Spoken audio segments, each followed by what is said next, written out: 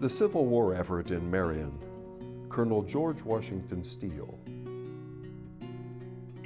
In April 1861, young George Washington Steele returned home to Marion from Ohio Wesleyan University.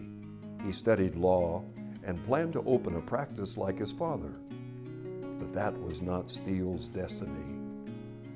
He hung his shingle on April 11, 1861.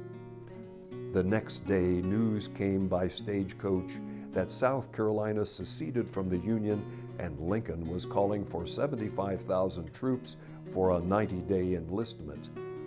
Within a week, George closed his office and volunteered for the Union Army. Steele's 90-day enlistment turned into 4 long years. I was eager to get to the front. I was actually afraid the fighting would be over before I got there. I had the naive notion that we would rout those rebels in a matter of weeks, and I would be back in my law office by autumn. I can't point to the moment the severity of the conflict struck me, but by the time I marched with General Sherman through Georgia, I understood the horror of war. Steele returned to Marion briefly after the war, but re-enlisted and headed to the Western Front, where he served for 10 years. Steele was elected to Congress in 1881. It was during his time in the Capitol that Steele used his position to petition Congress to build the National Soldier Home in Marion. The first veterans passed through these gates in 1889. These men survived some of the bloodiest battles of the Civil War. They suffered severe wounds and trauma. They came here for medical care and rest.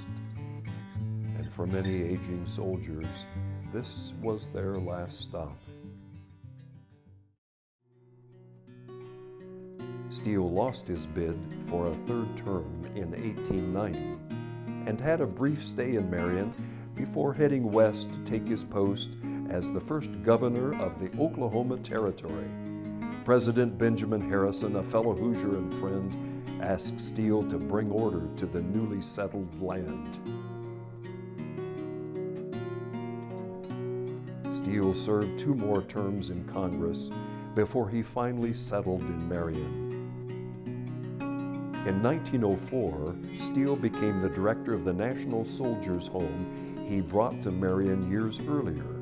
He and his wife moved from their gracious family home on North Washington Street to the medical campus.